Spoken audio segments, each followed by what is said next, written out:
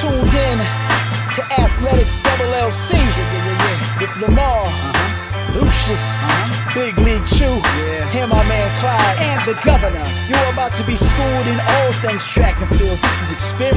Yes, sir. We are talking past, present, future. Y'all listen up. Let's go. Find. Lamar, always getting that last word in right before the record happens, right? So anyhow, welcome to another fun episode of Athletics LLC. I have to get like sound effects to do that or like the digitizer. So anyhow. Or you could do the right thing and just stop doing it. No, that's no fun. I like it. That's no fun.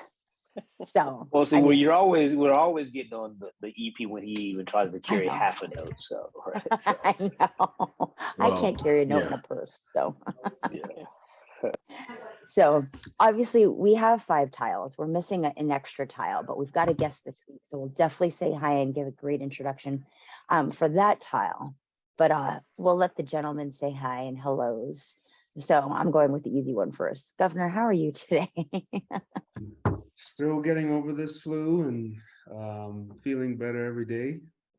So got a big weekend. It's homecoming coming up this weekend. So, you know, trying to rest up as much as I possibly can because, you know, it's going to be hectic.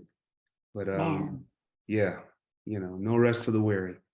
No, after you said how Texas is in red last week, I literally like sanitized everything. I was like, can't do it. Can't do it. I told the kids, don't share anything. Doorknobs, wash your hands. Oh yeah, not happening. Just type like flu CDC and a map will pop up, and I promise you, it will scare the bejesus out of you. Really? Oh, it's bad. It is bad. Thanks a lot, Governor. You've ruined at least the next 2 weeks of my life. Well, I'm getting my flu shot tomorrow, so I'm good. Anyhow, Sir Lucius, how are you this evening, sir? I am wonderful. I'm back in my home city, you know, hanging out for a couple of days, checking on my mama, and I'm good. I'm a little chilly up here, but I'm good. If you wouldn't mind, I know there's a few people who are wondering, can you give everyone an update on Mom since everybody heard there was Mama's she's doing better. She was up in Cleveland, had a procedure up there at the Cleveland Clinic, and she's now back here in Columbus. Actually, just a little bit outside of Columbus at Canal Winchester, but she's at a rehab facility there, and she's doing well. And I spent a couple hours with her there today, and uplifted her spirits and mine. So it was a good deal. Nice, good. I'm sure that's going to make a lot of people happy to hear. So good. Thank you for being vulnerable. I thank everybody for all their prayers. I do. Awesome. Yeah. And then this man goes and changes his name like twice, and then I don't even know how to pronounce what he just put. Lamariano Yankees and 6-0. I mean, it's pretty good. It was, but I feel like it wasn't spelled right before. When I looked at it before, it wasn't. Wait, what's so good about that? Listen, okay. If you are a Yankee fan, you take everybody's shots, which is fine, right? You know that when you join the fandom at birth, and so one of my guys, his dad was running off at the mouth when he was here in town when the Yankees got walked off in Game 3, and so they were down 2-1 in the Twins. He's like, "Oh, they're done. They're losing tomorrow." I said, "Well, I'm not an NCAA coach, so I got money says that we win not only Game 4 but Game 5." Good answer. Right? He kept running his mouth. I was like, "Listen, I can't hear you until there's dollars and cents in this conversation." He kept running his mouth. I was like, "Okay." So we won Game 4. I was like, "I don't hear nothing because your money's not where your mouth's at." And he was like, "Oh, they're definitely going to lose in 5, blah, blah, blah, blah, blah." I was like, "Wait a minute. You just told me they're going to lose in 4 and Garrett Cole was trash and he wasn't going to get it done. He won 2 games. Oh, okay. So after Giancarlo hit the 3-run home run earlier in the first inning, I called him, was like, "Same energy? No? You have the same energy?" So yeah, that's where we're at. That's where we're at. Awesome. Sorry, I asked. Your life is better because you asked. If you know, I'm gonna let you rock with that because this is not going to go well for me, no matter what I say. No, it isn't. No, it isn't. as long as we all know, right? The man will keep Yes. going. As you will take our L and walk away. Yes, Well, we will. last but definitely not least, oops, sorry. We have a great face, a great child to join us. We have the recently appointed, not newly appointed, director of track and field for Ohio State. There are definitely other accolades, but I'm going to stop at that one so that we can let her talk about herself. Excuse me, Miss Chu. Yes. We need proper introductions. Is it That is the Ohio State? the Ohio State. Oh, The I was Ohio like, State. what did I miss? Right. I literally looked it up to make sure I said Yeah. everything right. Yeah. The Come Ohio on now. State. I mean, you I forgot can't- Monday Night Football. yeah. The Ohio Thank you. State. I appreciate it. I That's didn't know 'cause you were You know talking what? about me. That's because they got tired of getting confused with Ohio University. Mhm. Yeah, But yeah, wait. well, we've had that. Yeah.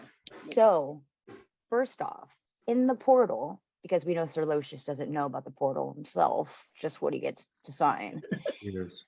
It is under the Ohio State, because I was trying to look up Ohio State for something. And this wasn't recently, but I was like, OHIO, and literally in my head, I'm hearing your voice, OHIO. And I'm like, I know I'm not that stupid. Like, it's 4 letters. I can't get this wrong. And so finally I go by some other method and it says the Ohio State. And I said, you've got to be kidding me. And trademark. They have It is trademarked the word exactly. Yes. Yes. It is a They have thing. trademark. It is trademarked. Unreal.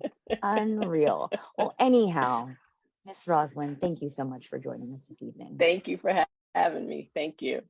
Yay, yay, yay, yay, yay. Well, obviously we know where you are now, but if you wouldn't mind giving us what you want us to know about where you've come from and where you've been. Sure. Yeah, I am. So I was actually born and raised in Louisville, Kentucky, about 3 hours south of Columbus. Came to the Ohio State University as a student athlete. I was actually recruited as a 400 hurler. Hate that race. I feel like that's common. Oh, you have to be a 400 hurler to be a 400 hurler. You have to love that race. And so admittedly, had a coaching change during the person that recruited me left. And while I missed her, that was Candy Young. It was an opportunity for me to slide over to the long jump pit. So I took it. I took that opportunity. She's like, I'm out. No, I showed up one day and it's like, well, she's not here. I'm just gonna go over there. And so had a brief stint as a HEP. Because if you hurt on your long jump, you know how that goes. We try to make you more. But if you see me, I can't hold a shot to save my life. So, ended up just in the long and the triple, and some relays, the short relay, that is, as a student athlete at the Ohio State University. Finished my last competition year in 2005, graduated in 2006, and thought I was gonna be a teacher. That was the plan, teach 3rd grade. Had an opportunity, had a coach that told me, hey, if you want to go to grad school, Auburn University, looking for a grad assistant, you can still train. And I took it. I mean, I went on a whim. I tell the story now. I had no clue where Auburn University was. I took it, and you fly into Atlanta, and I thought I could live in Atlanta, and Then you had to get in the car. got in the car, You and made a left instead of a right. So where are we going? Where's the hotel? But it was great, I think. So Ralph Fry's first person to hire me, and treated me like family. I went there as essentially it was a GA position, but they only had 5 full-time coaches at the time, so I was actually able to. They put me to work doing everything a 6 full-time coach would do for probably about 1/4 of the pay. So Right. Right. Well, we'll do but that I in this learned- sport for sure. Oh yeah, you know what? But I didn't know any better, so I thought it was great, the experience, and sure, coach, I love to learn care logs, and I thought wow, they really trust me. And so, Right? you I know, did the same. I did the same. I had no clue. I had no clue. So, you know, really learned the business. Coaching staff there took me in, you know, showed me the business, treated me well.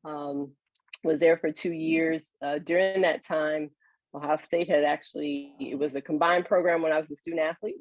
It had split during my time at Auburn. So Karen Dennis became the head coach for the women. And she called. Actually, she saw me at nationals, said, "Hey, I have a position. I need you to apply." And you know, if I'm honest, and she'll tell the story sometime. Initially, I told her no. I didn't know if I was ready. You know, all the doubts that you have is probably a new professional. I just didn't know.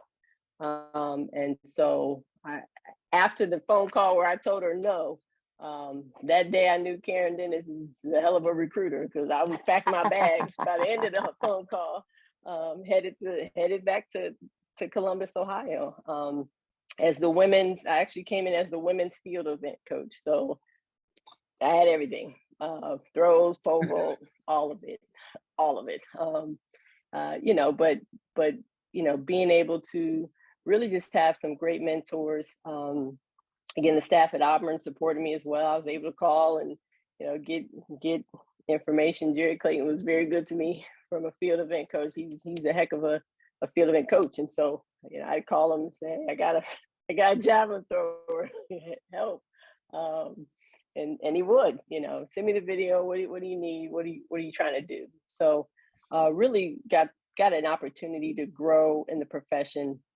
And, you know, I think what was important is that probably everybody asked me,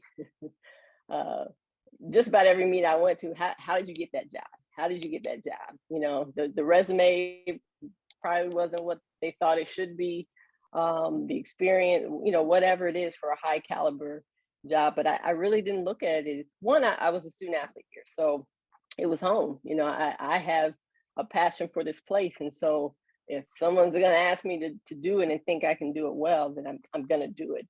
But two, you know, I learned then that it was a trust-based business. And so, you know, for all the accolades or the resume or whatever it was, how did you get this job was Karen trusted me. And I didn't want to, you know, do anything to lose that trust. And so really that's how I worked day in and day out.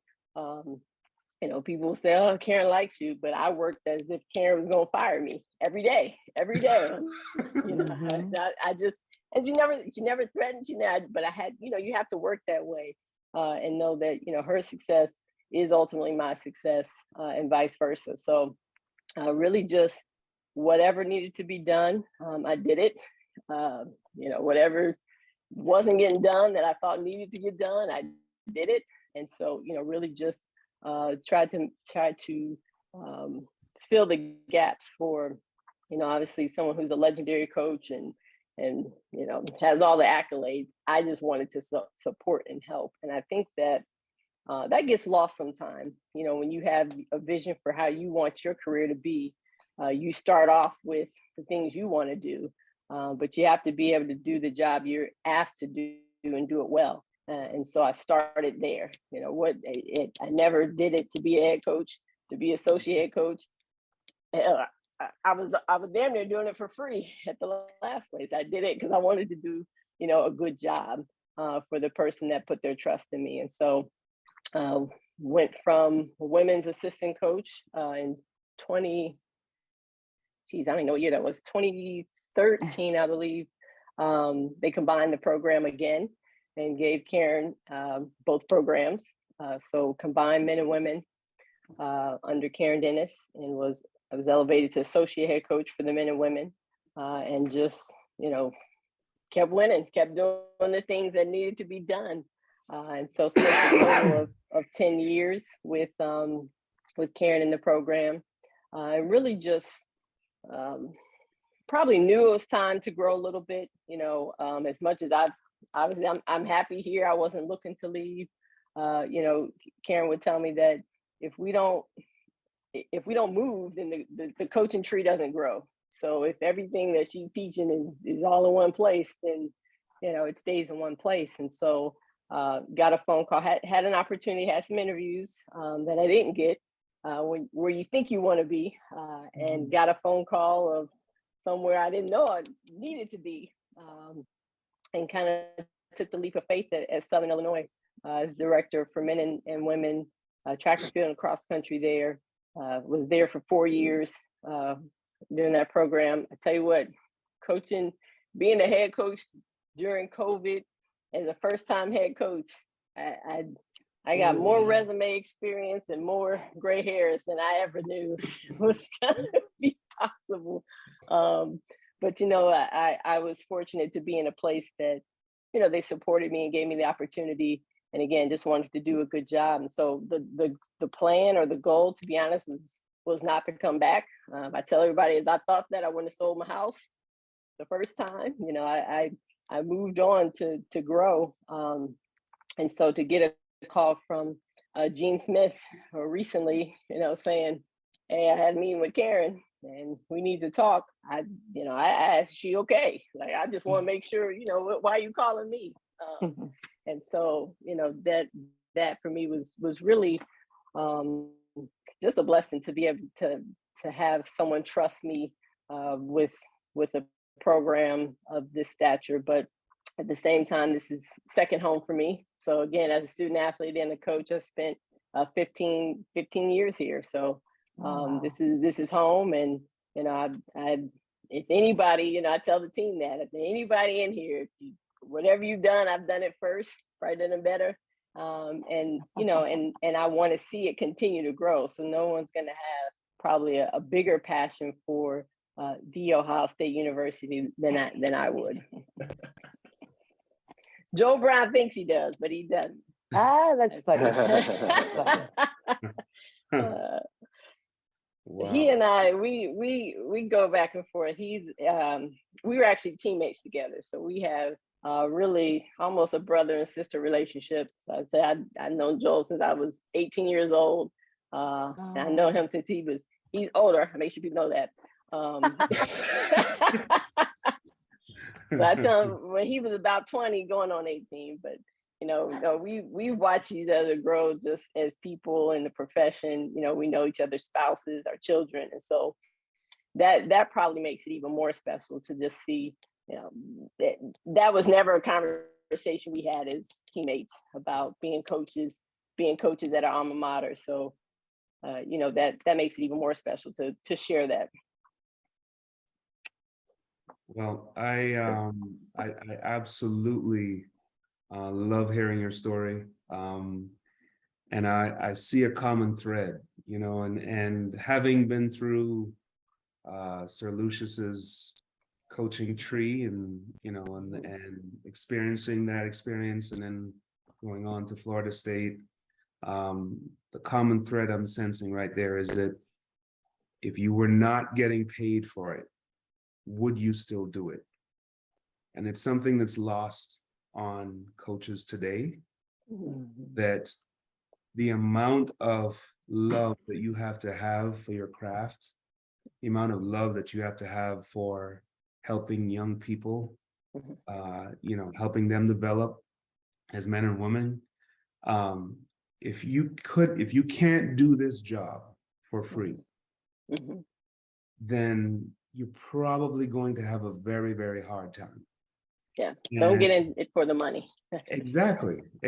And I don't think it matters what level you're at, because even at the highest level, I mean, that dedication to your craft, that dedication to your athletes, and, you know, the time and energy that's spent just trying to get these kids, to motivate them, to keep them going. And God knows, I mean, there's so much more that's seeping into our sport now, that you're adding layers to just getting them to the line now, you know?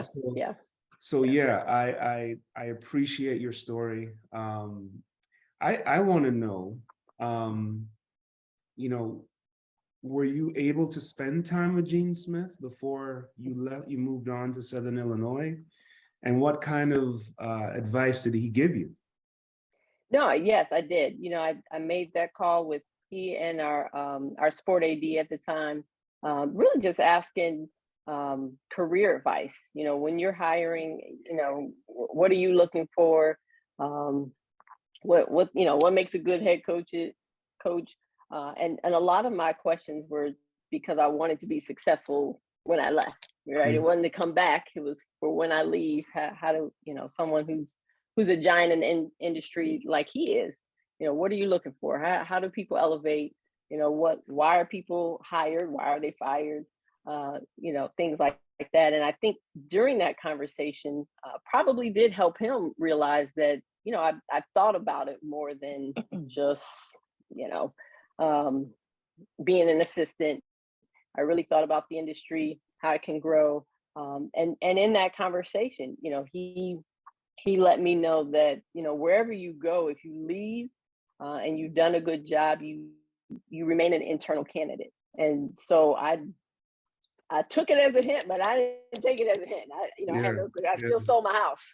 But, you know, I think just, you know, just to know that in leaving, wherever I was going to go, he made the comment that I had left an impression on that program. And more importantly, what, you know, Karen told me I had to go. And so, you know, she joked that I didn't want to leave, but like we were comfortable, we worked well together. I had some success, but again, it was the next step for me. To have her and him say, you have to do this. You know, I love my time at Southern Illinois, but I called the AD back almost in tears saying I'm coming, you know, because, and he understood, you know, but what I appreciate for him at the time as well is, you know, to be honest, even as a white male, he knew that you're not going to get a lot of these calls, unfortunately. And so I want to give you this opportunity because I've done the research. You know, we have some common mentors and people that he knew. And so I had to take that as well as a hint that there's not a lot of ADs that are going to just trust a young Black female with their men and women's program. And so, you know, I couldn't pass that up because I didn't know if it'd come up again. And so that was, you know, to be able to have that candid conversation was nice because it's something you're thinking about and you're wondering. You know, you're good. He told me then that the AD at Southern told me then, Gene Smith might call you back one day and I'll be happy for you, but this is where you can come and I'll support you so you can grow. And so to have really everyone around me telling me you have to do this. I mean, Karen's last words to me were, you got to take it or I'm going to fire you so you don't have a job. And I go, okay. Yikes. Okay, I'm coming, you know, I get it. But because again, that growth can be uncomfortable and it can be scary. But, you know, I think that a lot of people saying you're ready, you need to do this. It was motivating. It was scary, but it was motivating. So Gene Smith had, you know, those words for me as well as pretty much, I mean, everybody that I talked to, no one could tell me not to go because of the opportunity it presented, but also the conversation with him meant that it presented an opportunity for me to have experience to possibly come back one day. And that was huge. I want everybody that's been tuned in from the beginning of this. I hope that everybody heard how dedicated you were to being a great assistant coach. And that your charge wasn't to be the head coach, was to be a great assistant coach, because, you know, that was my mantra as well. I was just trying to be a great assistant coach, and it grew into what it grew into. And so, you know, kudos to you and kudos to those around you who were smart enough to see what you were doing and elevate you in the sport. And also, you know, big props to Ralph for giving you that opportunity right out of college as well. So my question is, you know, you guys have had a, you know, pretty good history, but I know from even talking to Karen and talking to Joel a little bit before, you know, there's I would say a want to be better at the national level. So what do you think you guys have to do to get to be more of a prominent force at the national level? Coach, I feel like you're taking notes on me now. Is this a recruiting Right? strategy or is this? You know, and please don't take offense to this, but I don't take notes. I don't take notes. So well, good. I'm just trying to get people to see, because you know I know you better than most, right? Karen shared a lot with me about you during your growth, and so I just want people to see that you're not just throwing paint at the wall, hoping that it sticks. That you have a plan. I don't need specifics, you know, because if you ask me the same question, I'm not going to give you specifics either, right? So we can. I mean, you know, the sport it is what it is on the men's side. You know, I've recruited some great track and field athletes that are playing on Sunday, and they're going to choose to play on Sunday because that's where the money is. You know, but at the same time, if we can get to a point where we're investing in the men, where they feel like this is an opportunity post college, then you can get some of the best men nationally. And I don't see why Ohio State can't be a top 5 national team. And then the way my mind kind of works, if we're going to be top 5, why can't we be top 3? And if we're going to be top 3, then I mean, that's just where we are. And so, you know, I've already tasked the staff with that in the recruiting, is that if we're going to build, as they say, build, you know, we're not going to start with top 25. Let's get the best in the country, in the world, and you know, start moving it now. There's some risks to that with the men's side. When they're hitting it. If they're not hitting, it's gonna be a long season. But you know, I just think that there's an opportunity to do that here. And then with the women, there's the depth, and you know, I've enjoyed the opportunity to grow women in the sport in general. So where sometimes the men, you're just finding the best athletes and just, as you mentioned earlier, get them to the line. But for the women, there's really, you know, a lot that you can do with some numbers and help them grow in the sport, and have a national caliber team as well. So I think to answer your question, Coach, you know, we've started to look at it differently per gender, and I think, you know, that how I've structured it even has been different than when I was here before. You know, trying to be more focused and more individualized with gender specific with the sprints group. It's been our bread and butter. I mean, that's no secret. You know, I'm a jumps multi-coach, but I'm at the meets. I can tally the points. I know how it works. And so how can we focus there and have a team or have a staff that understands that this is what we got to do to be national caliber. And if the events that we're investing in win, then we all win. So I need a throws coach to go see a jumper or a hurler, then this just what we got to do. And then on the women, how can we find, you know, I don't want to call them the diamond in the rough, but there are a lot of women who don't know. Like, I was recruited as a 400 hurler, and I probably would have been awful at it, if I'm being honest, you know, a long time.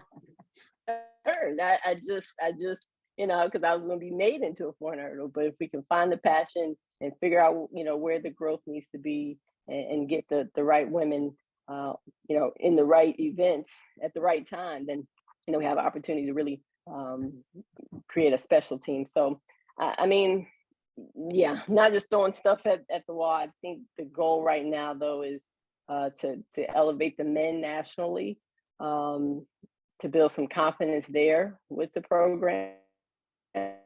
When you're at a place like Ohio State, and football sounds like they're, you know, the dominant force, but what I enjoy about Ohio State is there's 36 sports, and that every day motivates me, because wrestling is good, fencing is good, swim and dive is good, rifle is good, and you don't want to be the scrub sport. You don't want to be the sport where they say, you know, well, are you as good as fencing? I want to say yes. And so I think, you know, even the recruiting strategy that we can use with other or from other sports has been helpful as well. So we really have kind of focused on how we can elevate the men finding the guys that are ready to be here and win nationally. Again, I like the development piece, but there's not a whole lot of time for that. We trying to win early. So we only get contract extensions if the resume proves you deserve it. So at some point, we can't wait till the end of it and start talking about what the plan is. We gotta start now. That's it. Welcome, Clyde. How y'all doing? Good to see you. I'm sorry for my tardiness. Okay, We you got home forgive you, safe. sir. Got hit with that Bay Area traffic. Hey, listen, it was on crack today.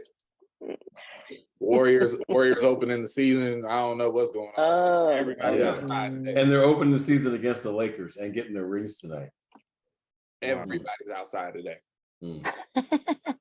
Tough. True. Lamariano or Clyde, do you have a question or Well, something to bring to light? I had a few, but I hope they probably got repeated. I'm just gonna throw one out there if it's already been asked. Have at it. Let me know.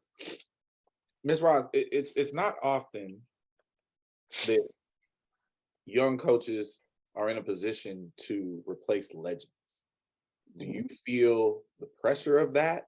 What does it mean to you to follow the great Karen Denton? No, I absolutely. I mean, I think that if you don't recognize that, then you probably should be in the seat because the seat's hot. It's a hot seat. But I think again, if this wasn't my alma mater, if it wasn't a place that I felt really entrenched in what we can do, if I hadn't had the opportunity to see how she's done it, and feel like some things have rubbed off on me, then I would probably feel less confident. But really internally, you get the call and it sounds exciting, and then you do a lot of like, oh, okay, I don't know, I don't know. But and really it was my husband. He was like, well, anybody in the country gonna have to replace a legend. Anybody that coming in would have to replace her. And so it's gonna be hard for anybody coming in. And so why not you? Why not you? And I think again, just really the affinity I have for this place made it one where it's not really daunting because I know that I'm gonna do my best, and I know that she's supportive. I've seen the formula, and it's just something that somebody has to do it. And so I work well under pressure. That's how I prefer it. I'm more of a 6 jump type of jumper. That's what I like. That's what I like. Good one. I like it. Well, my question for you, Roz, is a little more personal, only because I've had the joy of actually standing next to you for 4 or 5 hours at a time. And look, I used to call Roz a silent assassin, right? She would just, all of a sudden, Roz was standing there. I was like, never heard her show up. She coaches her kids and then she's gone. She's like Kaiser Soze. And so my question for you is, have you found that you kind of have to be a little more outside of yourself and a little more boisterous now that you are lead dog of the pack, so to speak? Yeah, it definitely was something. I'd say the last probably 2 years before taking the Southern Illinois job that I realized, that's something I had to work on. Because I like keep my head down and work. And I kind of look up and say, oh, okay, it's 4x4. Okay. Especially again, I was a field coach. So I mean, so we if I was gone, I was probably going to the next coach's box. Oh yeah. I always laugh when people talk about what the food was at the coach's hospitality. I was like, never eaten that. I was gonna say, bring my little turkey sandwich and call it a day. But first bus out, last bus to leave. Always. So every time. I mean, there's some things there that I think I knew, yes, I'd have to do. And a lot of it, to be honest, is just the development piece, because everyone wants to know, and I don't want it to seem like it's a secret or that I'm incompetent or that I'm hiding anything. I just like to keep my head down and work. But I think that people internally around me know, day in and day out. And so I'm kind of the introverted extrovert or extroverted introvert, however that works. So it's like I can say a lot some days, and some days, we know the task. Let's get to work. So I am working on that, trying to be more visible, if you will. But I'm also trying to stay true to myself. And I think that if I spread myself in a way that's probably too uncomfortable, then it may come off as not authentic. And so I'm very mindful of that as well, is that I try not to just hop in things to say I'm here, just try to get in touch with what I'm trying to do. Do they align with the goals? Do they make sense? And then be strategic in those things. So it's something I'm definitely more aware of now that I'm in the seat. Before I would have said absolutely not doing an interview. No. And I don't have to. No, call Karen. So I know it now, but at the same time, I had to look at who was asking. All right, okay, all right, I'll say yes to this one. But no, I think at some point you gotta stay true to who you are. Well, So we are very appreciative of the fact that you chose us to grant an interview it's to. pretty awesome. Actually, the timing is what works out, because this is actually this is a good time for me. So Right. I know most people might say 10:30, but these are my working hours. So I'm curious to know how you juxtapose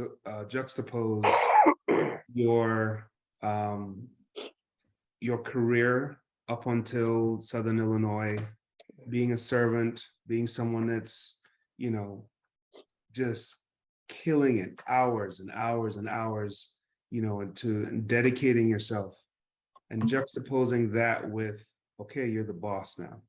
And not only are you the boss, you're the boss at one of the best track and field programs in the country, right? One of the most recognized programs in the country. So it's no longer a situation where, you can hide behind the great wall of Karen Dennis, right? You're walking into that room as a representative of the Ohio State. And, I'm curious to see, it's been, you were announced in July, correct? July, yeah. June 14th, maybe middle of June. Yeah. So you've had a couple months now, you're in the seat. Is there a moment, in the last couple months where it's just kind of just hit you that this is real? Like, I need to really understand, I need to respect where I'm at. And, and going forward, how do you plan to, use your voice? Because believe me, you now have a very, very powerful voice in our sport, so tell us a little bit about that. Yeah, I'm for whether it's good or not, I definitely I'm working on delegating, and that's something that I've learned to do and had to do at Southern Illinois. Being in that seat helped me with some of the things that you can't do at all. And so really just being able to trust and delegate the things that maybe I was most comfortable doing. And so that I can then step out into some other areas that it wasn't that I was not comfortable, that was not my role. That was not the assignment. That was not what I was supposed to do. And so I didn't. But, I understand that there's things now that you just have to do in this role. And so a lot of what I do is I'm probably a better listener than I am a talker. I like to write more than I like to just speak. And that goes back to just being my authentic self. Is there's going to be some things that I have to create ways to be visible and be able to use my voice, but that it showcases who I am, the things that are important to me, and how I delegate to either staff or the people around me, so that, really it's not my program, and I tell anybody that asks me that, the alum, the current student athletes, the staff, these are not our kids. I ain't birthed none of them. They're not our kids. This is not my program. It's our program. And so, there's things that I realize, I'm gonna get the last call. And the thing with leadership is, so everybody wants to take the credit, but you gotta be ready to take the blame. Yep. And I'm okay with that. I'm okay with that because of the people that I feel are around me, the people I've put in place. And so I'm strategic about those things behind the scenes. Behind the scenes, that's things that probably are not as visible. But if someone can ask me, well, why are you doing it this way? Or how come you haven't done it? Or when are you going to do this? I can answer that. Here's what the plan is. Here's what we're trying to do. But I think ultimately, you just want to get to a point where you're not, you're out there and you're using your voice, but it's for the benefit of the program, for the student athletes that are there, student athletes that are coming through. Because I am in the seat, it is, there's, I'm on record, it's really not another job in the country that is as good as this one for me. And so what that means is the people that are my assistant coaches, my head coaches, my goal is for them to become head coaches. The people that are the student athletes here, to move them on. So now my platform is not really betterment of me. It's how can I elevate the people that come through here, and then they tell the story. They're your best recruiters, and that's tough when you think about how can I keep everything in and elevate myself and elevate the Ohio State University. But you actually do a better job if you can send people out and showcase how you build and how you mold people. Again, that's not just student athletes. So I don't know. I think the voice is good, and I know I got to work on it. I know, but again, that goes back to sometimes it's like to put my head down and work and the results. I'm waiting for coaches to get head coaches jobs, for national championship. Sorry, Mouse. I'm waiting. I'm waiting for that to be the indicator of what we're doing here. Okay. That's actually really well said, and it led me to my other question that I hoped has not already been asked. So, for reasons that I always struggle to comprehend, the ascension of quality female coaches like yourselves in this business is often difficult to see through. What do you believe, we all can do to not just keep the talented women in the profession, but continue to help everybody rise without people feeling like it's a threat to their situations? Yeah. If I had the answer to that, I'd write a book. I'm telling you. I will say that I have been very, very fortunate and very, very blessed by the people that have hired me, and they've just supported me. And I think, and you usually hear this, and you hear this with most women in the sport, is you don't know if you're going to have to choose family over the business. You don't know if working hard is going to be seen as a weakness. If you have a family, are you on the road, or what qualities do you bring that are beyond X's and O's? And so I think I just had the benefit of having head coaches that hired me that saw that I was working. So it may have looked different than what they're used to. I'm not in the when I went to Auburn, it was 5 men coaches, and so I mean, the lunches were, they did a good job of trying to include me, but there's just things that I just didn't. Well, one, that they had to order women's gear. I mean, there's just things that they just hadn't had to think about. We talked about that, and so there's just things that unless you're aware that that's something that is uncomfortable for me as an assistant, to even bring up because I think it's gonna be a weakness, right? I'll just take the small shirt. I look crazy in pictures. It's fine. But it takes someone to say, hey, do you want a women's? Is this something? Because then you feel empowered in your role and you feel important. You feel like you're seen and you feel like then the other qualities that I know I bring to the student athletes, to the sport, I have a platform to be heard. But if I got to come in and decide, well, I want to come talk to you about a recruit or my clothing, then if I'm shut down, I either bring you nothing or hear me out, or I bring you everything all at once. And we get a bad rap for that as women because we're holding it in. And so, I just had an opportunity to have head coaches that would at least check on me. What do you need? Because then it gave me an outlet. It's actually my kid's birthday. I need a day off, and it's little things like that I just don't know if women feel like they can ask for things without seeming like it's a sign of weakness in the profession. And I just had coaches that just did a great job of that. When I was pregnant with my first child, Karen would come in the office, turn the lights off, tell me go home. And so you go home, and really I was only there because I didn't want her to think because I was pregnant. I was that I couldn't be at work. But we actually work on the second floor, all stairs. I mean, I'm like 39. That's a decision. Decision. No, but I was coming. I'm coming up.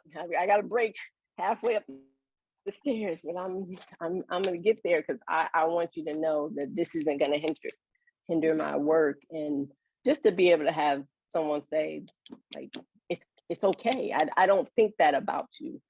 Gave me confidence really to continue in the sport, because I just don't know if we have enough examples to see that, to know how to maneuver it and things like that. That's where I'm very open with the fact I don't know if people know I have children, but I have. To me, I feel like I have a lot of kids. I have 3 children, and so it's a lot of kids. But I like to make that clear, because I think that when you do look at the role, and I think that goes back to the earlier question, thinking that, well, you have to be a certain way and have a certain voice, and you can just model certain things that give people, women in the sport an opportunity to grow and feel like, oh, I was told in year 1 that I would probably have to make a decision. Do I want to coach? I won't say who. Do I want to coach, or do I want to be a mom? I mean, year 1. And so had I thought that was the path for women in the sport, I probably would have got out. That wasn't. Yeah, I mean, so ridiculous. And so, to have a Karen who is a mom, they're like, what are you talking about? I didn't know that was a thing. When I went to Auburn, Rouse Fry, his daughter was on the team. So, it just gave a different feel about what it meant to be in the profession and still be a parent. And I just, I got to see that early on. And I just don't know if it's modeled a lot for women, or at least talked about from men as well, so that they know, like, hey, I get it. I was like, I'm a dad. Yeah, they have a mom, but I'm a dad. I have responsibilities too, and I'm still doing a good job. So I wish I had the exact answer, but I can tell you that the people that I work for, they did a good job in trying to make sure that work and home were a good balance.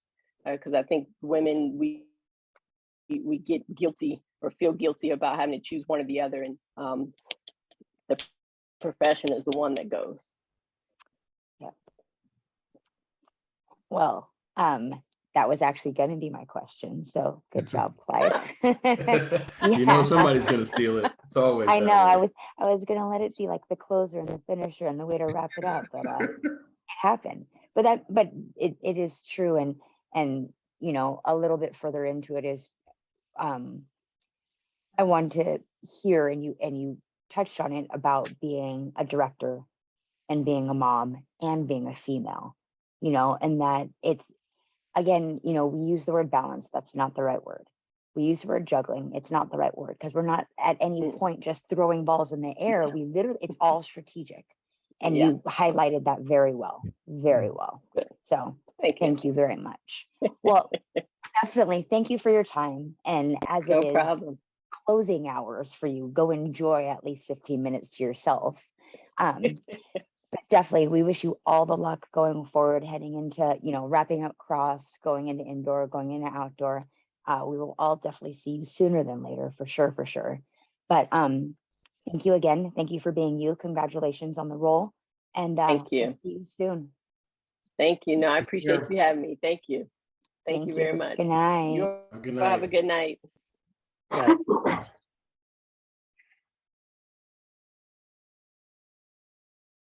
That was good. That was good stuff. So, okay, I gotta say this because I think it's funny. I knew Roz had one kid. I didn't know she had three. And I coached in the conference with her for 6 years, 5 years. Wow. Wow. I had no idea. I had no idea she had 3 kids. So that's Wow. awesome. Look, I'm glad she said that though, right? Because she said, not everybody knows I have kids. And she's like, I got a lot of kids. And I'm like, that's awesome. Yeah. Because look, I obviously I'm not a mom, but I will say this. From day one in the profession, I thought that was one of those things that I was going to take on as a man, and I was going to try to get as many other men as humanly possible to take on. Like that thought is ridiculous.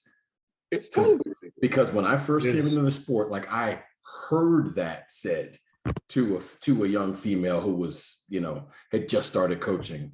It's like, you're going to have to choose between your career and having a family. I was like, no, you don't. Now you're going to look, it may look different for you, right? Like you may have to do some things that are a little different, but that's the case if you're Black. That's the case if you're left-handed. Like that's what I mean? Like that's the case if you're Asian, Bro, like you're going to have to I do heard different that. things. I heard that said to a female who I did not know at the time at one of the conventions. I believe we were in Texas at the time. I just, how the convention is, everybody's kind of within an earshot of everything, right? And I heard that conversation and I was like, that is the most ridiculous thing I've ever heard. And when they broke that conversation, I made it a point to just slide my way in there and be like, hey, listen, that's a bunch of bullshit. Mm-hmm. Don't listen to that. I don't understand why people throw that particular narrative at women as if like every piece of that is wrong. So anyway. Well, let's just call a spade a spade. The person that's throwing that narrative is the person that feels inferior or threatened by the female. Mm-hmm. Sure. That's easy. Yeah. That's an easy call. Yeah. And maybe this is the same version of the word inferior that you're saying, knows that. So let's say they're a single individual without family yet.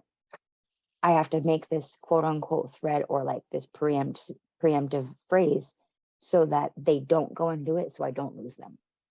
So I don't lose them to the whatever it might be. And so, I mean, the general public, that's even worse. But the general public likes to struggle with different, right? You remember a couple of years ago when the head women's basketball coach at Arizona was breastfeeding, I think it's her daughter at halftime. Yeah. Right. And it was a story. I was like, why is this a story? Right. Like, this is not a story, nor is it our business, right? Because like, look, if you were a male coach, right, and you had a colostomy bag and you had to change it at halftime, nobody's reporting that. Yeah. Right. It's what you have to do as part of your life, but it has nothing to do with your ability to, call plays and run the triangle. Right. So like, I just thought that was insane. And I just, look, coaching is already a profession that you have to do because you love it. Even the crazy football coaches that get paid all the money, you know what? You still have to do it because you love it, because at some point in time, it comes down to stuff that's just not monetary. Yeah. Right. At some point, no matter who it is, at some point in time, it comes down to stuff that's just not monetary. And so at the end of the day, like if somebody chooses the honorable profession of being a coach, be as supportive as humanly possible to them. When you're talking to them, uplift them, support them. Because listen, that's just like somebody choosing telling you they want to go into the clergy. you understand that you got to give up things and this is going to be a life change. Well, you know what? It's different, but it's the same. When you decide to be a coach, like you're giving up things, and your family is going to be giving up things. Your significant other is going to be giving up things, and your children are going to be giving up things. In particular, you. Mm-hmm. Right? Like I said this to somebody one time because I was frustrated at, about something. And I said, I have spent more time raising other people's kids than I have my own. Yep. And that's a fact. Mm-hmm. Right? That's not, and listen, I can tell you this right now. If I coached for 23 years, Lucius has coached for much longer than that. If you coach that long, you've raised several families. I was waiting for that. Generations. Right? You've raised generations. Yes. Much longer than that? Well, I wasn't talking about just collegiately. You coached high school before that. But why would that Anyway. be much? Just longer. And then this guy throws in, you've raised generations. Yeah. I mean, I was giving up, props. I wasn't calling you old. I'm just Small saying. armies. Yeah, see? At And now some- you got the governor going. Listen, at some point, the truth has to be told about the honorable profession of being a coach. Is that you are? Look, I told a mom and dad this one time. By the time this is when they dropped them off as a freshman and they came into my office, and I said, listen, I'm going to give you a fact. By the time that your son, it was a young man, by the time your son graduates from college, I'll probably know more about him than you do. Mm-hmm. Just because of where I'm at. Right? It's proximal. Right? Not to mention that, young men struggle to talk to their parents anyway, but they'll tell their coach everything. Yeah. Right? Trust me, sometimes I wish I wasn't your coach. I was like, I don't want to know that. But now that you told me, I got to deal with it. Right? Like I became a first responder one time because a young lady came in my office and had to tell me stuff. And I was like, all right, so now I got to call the cops and I got to do this and I got to do that. Right? But at the end of the day, when you choose to be a coach, all that going in, you're going to be a psychiatrist. Yep. You're going to be a philosopher. You're going to be you're going to be a low key physio, right? You're going to be 50 different things to most of your student athletes, and nobody's going to give you credit for any of it. They're just going to ask you how fast do they run, how far do they jump. So if you know a coach, give them a hug, give her a hug, because they're doing God's work. Yeah. Yep. Well, go ahead. No, go ahead. No, I was about to say, my last thing on Rosalind is that her story is the typical young Black woman trying to find her way in the sport, gets thrown into the ocean at Auburn, right? Yeah. And in all seriousness, that could have determined her career. That was that moment where she's in new surroundings, took a left turn at the Atlanta airport, right? Ends up in Auburn, and it turns out that she had the right mentors and she had the right people around her to keep her going, and that pretty much determined her ascent up the ladder. And then to have people sit her down and tell her, hey, you have got to go. That is lacking in our sport, in my opinion. Yeah. Because, and I'm sure Sir Lucius can speak to this, because how many young men and young women has he had to sit down and say, hey, it's time to spread your wings, young man. It's time to spread your wings, young lady. Sorry, I'm just telling you, you probably don't want to hear this right now, but it's time to go. It's a very difficult conversation. It is, absolutely.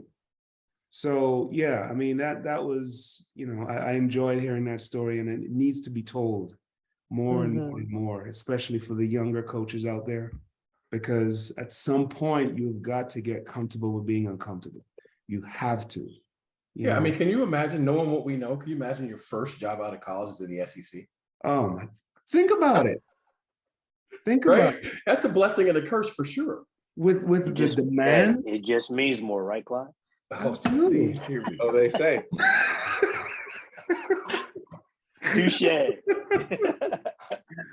Oh my gosh. Oh, gentlemen, behave tonight. Behave. I could. How could you look? You lobbed that one up there for me.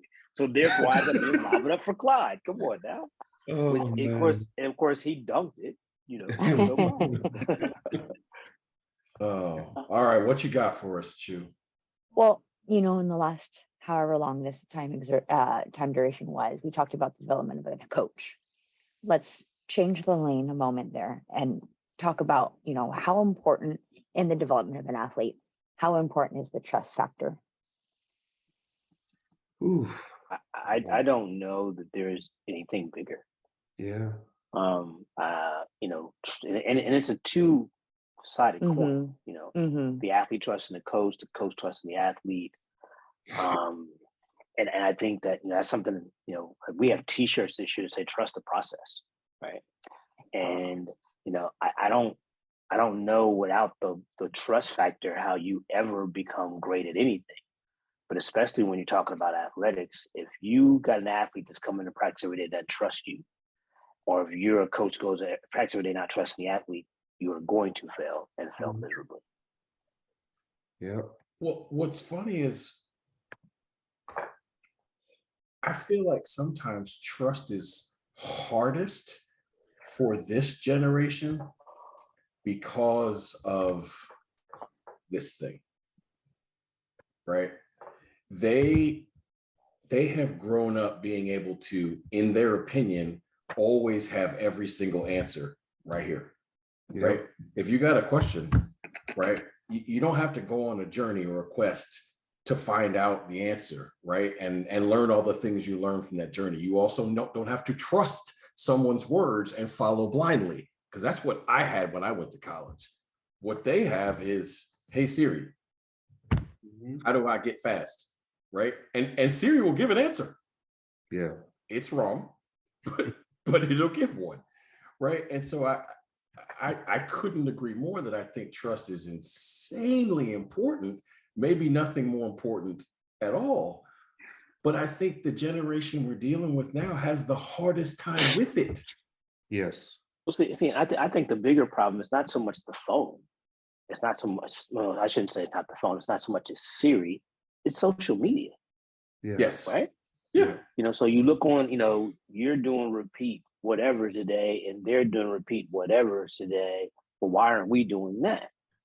And my response is like, so maybe you should ask them why aren't they doing what we're doing, right? But because they're doing something that's perceived to be easier, or perceived to be more fun, and then you have the person in your back who's like, I want to do what they're doing. And so social media is the absolute, It's the bane of all coaches exactly. There you existence. Go. Exactly. And comparison is a thief of joy. I keep telling them that. So there you go. But there you go. Governor, did you do it? Huh? Did you do it? I saw you have your phone in your hand. Did I do what? Ask Siri, how do I get fast? No, I didn't. I like, because I picked up my phone to do it, and then I saw you do it too, and I was like, No. And I'll say when we throw a wrench, when we have a little bit of change, whether it's internal change, external change, environmental change, that trust becomes very fragile as well. And then it's not because it's broken, it's just different. And that makes it all kinds of different. And it's like it's capital T, lowercase r, lowercase u, capital S, and lowercase t, and it's a completely different thing. Rather than just taking with the content for what it is. And when these people are picking up their phone and they're talking to Siri or they're looking at social media, go back and look at the great relationships with the people that had the best careers and the longevity in the sport. I think, Lamariano likes to talk about the 1.5 coaches that the average Olympic gold medalist has, right? There's a trust factor there. But instead of, doing history and figuring out how to be great, they just do current to find out how to have fun. Yeah. And that's the issue. So you got to try, like, you know, that's got to be established in the recruiting process, you know? Well, that's the irony of it to me, right? And I think we all agree that trust both ways, athlete to coach, coach to athlete, is probably the most crucial piece. But the irony of the social media piece is we live in this world today where information is so easily accessed, so easily shared. You have a window into what other people are doing, right? A couple of years ago, I had an athlete of mine ask a question, why the question that Lucius refers to, why aren't we doing X when program X is doing X? And I'm like, I literally said, I was like, you got all this time to be on your phone to find out what their program is doing, but you didn't take the time to Google my resume versus theirs. Like, why are we having this conversation? And so it's they choose the information that they want, right? And they only choose it in theory to create the answer that they think they want to hear. And it can become a very burdensome task when the trust issue isn't there. I got a team of like 85% freshmen right now. And what me and my staff are doing every day is trying to find creative ways to build that rapport, because all of them, we felt were successful high school athletes, hence why they're on our campus, right? Well, some of them are coached by their fathers, some by their mothers. Some of them had club coaches that they grew up with. Some of them never been coached a day in their life. That's a whole different level of trust problem. Like, I'm just talented. No one ever pays me any attention, right? And so it's all this personality management that you have to go through every day just to get to a place where they believe you when you say something. And it's difficult, but you better be good at it, because without that, you're not going to fall. You're not going to come close to your goal. Mm-hmm. I feel like you guys have been in my head all day today. Thanks. Thanks. Super awesome. Well, good. And kind of growing off of that notion, you know, knowing that not what the current state of mental health is with our student athletes, but kind of, again, the fragileness of it within our programs with the student athletes. You know, what are some suggestions to aid or develop healthy training environments, again, in maintaining I got a simple mental health? I got a simple one for you. One, acknowledgement. And two, just create space to remind them that you're acknowledging. For example, right now, the bulk of our team, our practice starts at 2:00. Well, back when I was training with John Smith, he used to always make us run 4 laps as a warm-up, right? Stride the straightaways, walk the turns, however long it took. And his attitude was, y'all can do whatever you want, you can say whatever you want, you can talk about whatever you want, but when these 4 laps are done, I need you to lock in, right? So in the spirit of that, you know, I went to staff, I'm like, look, practice starts at 2, they need to be here at 2, but for 15 minutes, leave them alone. And I told them, like, y'all can do whatever you want with your 15 minutes. You can lay down, you can run TikTok, you can do whatever you want. I'll be in the TikTok, right? Whatever it is, but when that 15 minutes is over, I need y'all to lock in. And honestly, I thought it was something super simple. It was almost a throwaway idea for me. And then we had the Mountain West Mental Health Summit, and like 4 or 5 of my kids shouted us out for that. I was like, oh, like, y'all really like that? Like, okay, cool. Like, that's dope. And it was just trying to find a way to acknowledge how they are and what they need, right? I'm over there making sure the workouts are right for the 15 minutes, right? Whatever. But it's a little thing, but apparently it's big for them. So just acknowledge it and find ways to point it out and remind them that you care about it. Yeah, I think, look, we're all old enough to have competed in the era where your coach didn't care about your feelings. At all. At all. Like, I literally had a coach say to me, F your feelings.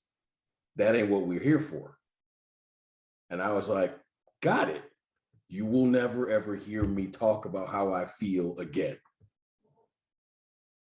And, you know, look, I'm very proud of my career, but I would be the first person to say this. The vast majority of my career was based off of anger and proving people wrong.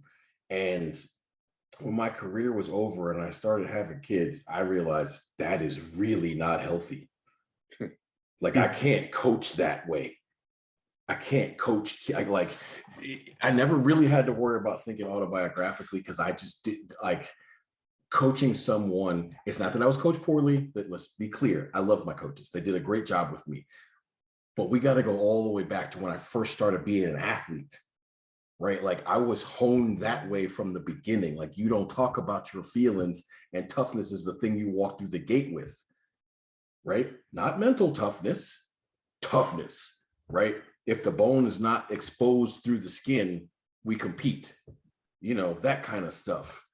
And you realize like it breeds angry athletes. And there's, you know, anger is a fuel, no question about it. Look, I like I said, I did it, but man, you can make some really unhealthy people that way, you know? And so you realize like, all right, as an old dog, like there's some new tricks that are like cool to learn, you know, like letting go of certain things that like meant too much to you in the coaching world, right? Never throw the baby out with the bathwater, but just understanding that a little give and take is probably the best way, right? And here's a tidbit I'll throw out there for all of you younger coaches. Every year you should coach your athletes a little less and get to know them a little more. The trust rope should get pulled in their direction a little bit more every year. You always got to coach them, but their opinions and their verbiage back to you, you should have deaf ears in year 1, but by year 4, you might hear a time or two. You might hear a suggestion or two. You're still probably not going to, but at least you hear them and acknowledge it. But you're not supposed to coach seniors the same way you coach freshmen. It's not a dictatorship. Mm-hmm. Okay, so I need clarification on that one. Because I'm good. Because the problem you have is when you start allowing the senior and the freshman sees what the senior is doing, the freshman is therefore going to want the same thing. And maybe I do need to clarify that. I only mean in conversation, and particularly one-on-one conversation with athlete and coach. I completely understand what you're saying. Then that conversation better happen in your office. No, for sure. And I intended for that to be that way. And so thank you for giving me the chance to clarify. Definitely outside of like, look, I always joke like mom and dad can argue, but not in front of the kids. You know, like when you're outside, like you got to tell them what to do, and they all got to do what you tell them to do, for sure. For sure. Well, so I said I had that conversation today, actually, the one that you're talking about with the freshmen. And I said, you know, you're going to hear me say less to those who have returned or returned more times than others, and those who are on their way out. I said, because we're fixing less, we're managing more. So you may not like my voice as much, and so sorry for your life, but it's happening. You guys must have different kids, because I'm teaching the same stuff every day. You know, I know, maybe it's just me. Maybe I'm just a little bit OCD or so. I don't know, but I mean, more feedback. I'm teaching it. Yeah, it's the same thing. Like I give feedback the same way every year as if they've never heard it before in their lives. Well, I think part of that, to be honest, is there's a huge sameness with you. You've been in the same place for 20 something years. Right. He just so called like me old. He just called me old. I didn't. I didn't. Not at all. That's twice tonight, sir. I didn't even call you old. I'm just saying like there is something to be said for that. Right. And look, it's not better or worse. It's just different. Well, I'll chime in here, and what my aim is that, you know, and I think this is what part of what Lamariano was trying to get at, is that you have been pushing a philosophy, you've been pushing methodology, how you're going about things, what we're doing from September through December, what we're doing from January through June. And there's a rhythm, right? And there's a you know, way of doing things based on where you're at. And for me, so right now I have 4 to 5 athletes in my training group that know exactly what I'm going to do on Monday, Tuesday, Wednesday, Thursday, Friday. Okay. If for whatever reason I'm not there, or if I'm going to be late or anything like that, I don't have to worry about it. But the amount of time that I've had to spend 2-3 years building that into them and getting them to understand that you are taking responsibility for this, right? This is your career, right? And at some point, I would hope that you are grasping what it is we're doing and you have some understanding. So by the time the program is sent out and whatever, you've already gone through it. You know exactly what we're doing, almost to the point where you're knowing how you're going to feel on certain days and all of that. So I push it constantly where I cannot be in 1,000 places at one time. Okay. So I have to have that core group of kids that have been in it, they understand it, and they can actually be an extension of me, right? Now, Oh yeah, I mean, I totally agree with that. That's the point. That's That, the but part that for me. doesn't change the words that are coming out of my mouth, though. Yeah, You know, I'm not saying that at all. I think that it's important that they hear it from me. Like, you know, like I start off every year as if they have no clue what I'm talking about. And I preach the narrative every year because I'm not sure there's ever anything wrong with a subtle reminder of what's going on. Yeah. And so, and it also, what it does is, because now when I'm teaching, now that prompts the senior to teach, right? Because now he or she can say, hey, this is what he's trying to explain to you. It's a reminder to them, and then they can go. I mean, I've seen it happen where they're walking back and they're making arm gestures and stuff like that. You know, so I'm not disagreeing with you guys saying, I'm just saying, I'm just, you know, I'm a little over the top with it, I guess, you know. No, and I think that's good. And I think no, we're getting to it. So we need to do that more. That's what I hear. What did you say? I said you're winning, so that means we need to do that more. No, that's not what. No, I'm just kidding. I'm just kidding. That's what I saw on social media. Yeah. No, I just think, like, you know, when it comes to the mental health piece of this, you know, I think that acknowledgement is key. You know, listening is key. And it goes back to the trust thing, building a trust with them and letting them know that you have their back. You know, if somebody's having a bad day, you know, don't just say, suck it up and get through it like we were told. Oh you know, my gosh, like, yeah. you know, like, you know, it's not uncommon if somebody's having a bad day. Hey, go in there, hang out with the trainers, you know, go let, you know, Matt and the way we know what's going on. And, you know, maybe you just get a mental health day every now and then, you know, but like, you know, like it's real, you know, it is. And I think that, you know, you have to be cognizant of it. You have to be, you know, you just have to be aware of the signals, and they're different from every athlete. You know? Yeah. They are. So to build and kind of bring it all together too is my word for all of that is exchange, creating exchange and letting it be visible with the other athletes as well. So they have a feeling of safety to be vulnerable for a moment, you know, and making it appropriate at the right time too. Like someone has a little outburst, you have a silent conversation with them, but they see an exchange, the outsiders see an exchange. And then we visit it when it's a more appropriate time, you know, or, you know, there's a freshman who is having a mental health day because they're younger and they're transitioning and whatnot. And the senior sees like there's a vulnerability to it. I can still be vulnerable. And my coach is going to listen to what I'm saying and maybe put me in my spot or put me in the spot that I'm supposed to be in. Yeah, So, and I think that, you know, it depends on the conversation. Now, if the conversation is about, you know, a mental health issue or a physical health issue, I'm listening all day. Yeah, But we're not having conversations with anybody about what we should be doing training wise. exactly. No. You could be a 12th year senior thanks to COVID, and it's not happening. Don't do that. That's not Don't a do that. conversation. That just That's hurts my not heart even hearing that jokingly. happening. No. Yeah. Hey, I did just see there's a football player in Division II this year is playing his 8th year. Wow. Shut up. He's had 2 medical red shirts.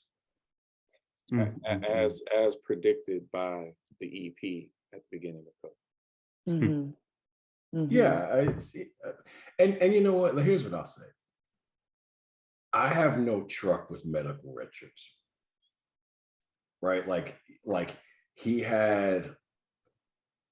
tore his knee, like 3 ligaments in one of the things, and the other thing, like he had sort of like a cardiac deal, right? Like if you still want to go back and do college sports, and it's obviously not about the profession for you anymore, right? You know what? Look, good on you, right? And my man's on his second. He's on his second master's degree. So he's also been, you know, pimping the system, which is good for him. But yeah, I mean, I'm not even a college coach, and I can't wait till the COVID calendar has cleared itself. Yeah. We're getting close. We're getting close, believe me. Oh. I'm counting, ticking down the days, years. Am I correct? SATs are due next fall. Like SATs are back next fall. Isn't that what I've? Not in California. SATs are done. Yeah, no, it's not across the board. Okay. Institutional, yeah. And I was gonna say, institutional. For the record, it never went away here. So Really? that's wild. Sorry. I'm sorry. Wow. Okay. we have lost a couple of big time recruits because they had to take the SAT or ACT. And school X said, "Hey, why would you do that when you can just come on over here?" Yeah. I know that junior college ranks in general, they lament that decision tremendously, because there's a great number of kids that would have just flat out been junior kids if they had to take the SAT, and they don't. Yep. So Man. yeah. All right. So as we naturally segued into some chaos, let's just go head first and cannonball that boy in. College football chaos. Ooh. Man. I want to go first. Man. Before Clyde gets to it, I said that USC was gonna come out of the West, and I still think that they can, but they stumbled up in Utah because people don't understand, if you don't live in the West, playing football at BYU in a night game or playing football at the University of Utah as a night game is one of the hardest things to do in this country. Yeah. Go for it, Clyde. Hey, listen. It's my favorite time of the year for college football, right? Right about now, as you approach Halloween and the powers that be show their hand and set the table the way it needs to be set. First of all, once again, you're not running the table in the Pac-12. Utah's a damn good football team. Yeah.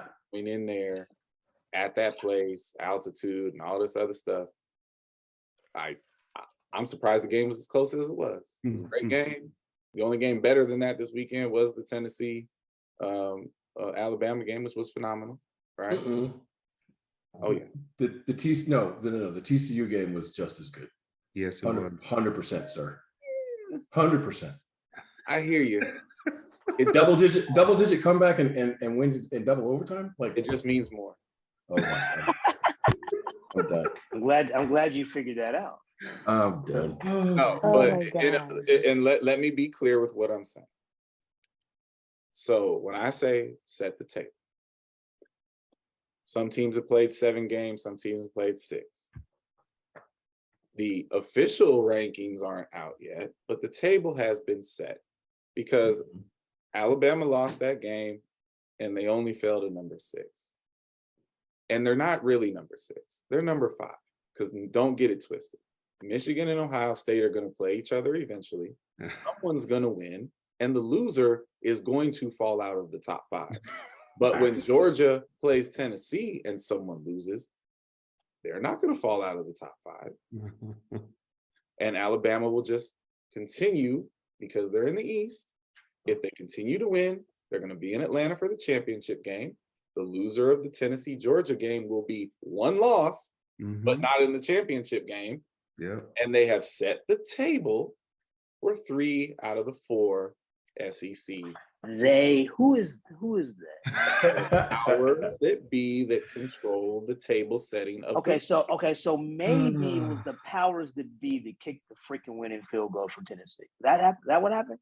No, sir, I'm not. Hold on a second. See, I love to hear you spew this nonsense. I never said the games are rigged. I never said that. But then if the games are rigged, then hold on a second. Okay, but they can't be rigged because the rankings are based on what happens on the field. Oh, that's a lie.